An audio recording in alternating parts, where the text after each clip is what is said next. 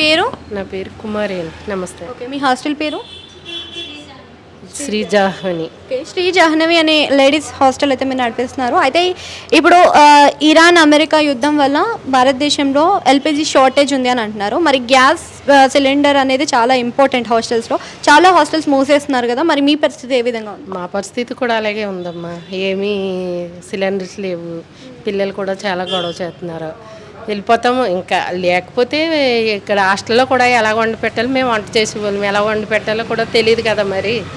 అవి వస్తేనే కదా పిల్లలకైనా వ్యాపారం చేసుకోవాలన్నా ఏం చేసుకోవాలన్నా అందుకని చాలా ఇబ్బంది పడుతున్నారు.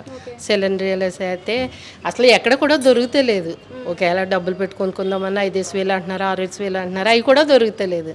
అందుకని పిల్లలు కూడా చాలా గొడవ చేస్తున్నారు. హాస్టల్ కూడా మూసేస్తున్నారు కూడా. అంటే చాలా హాస్టల్స్ మూసేయడము, కర్రీస్ కానీ అవన్నీ తగ్గించేయడము కానీ, లేదు రేట్లన్నీ ఫీజ్ కానీ ప్రైసెస్ ఎక్కువ చేయడం ఇలాంటివి చేస్తున్నారు కదా! సో అలాంటిది బిజినెస్ పైన చాలా దెబ్బ పడుతుంది అని అంటున్నారు. మీకు కూడా అలాంటి ఫేస్ ఏమైనా అయిందా ఇప్పటి వరకు? ఇప్పటి వరకు అంటే ఫీజులు పెంచుతాం కానీ అలాంటివి ఏమీ చేయలేదు. పిల్లలు ఇబ్బంది పడుతున్నారు. పిల్లలకు కొంచెం అలా కదమ్మా ఇలా జరుగుతుంది అలా జరుగుతుందని నాకు చెప్పుకుంటున్నాం అంతే. అంటే ఏమన్నా టిఫిన్ పెట్టి కొంచెం రైస్ పెడతాం అలా చేస్తున్నారు అంతే. అది కొంతమంది కర్రల పొయ్యి మీద వండడాలు అలాంటివి చేస్తున్నారు కదా!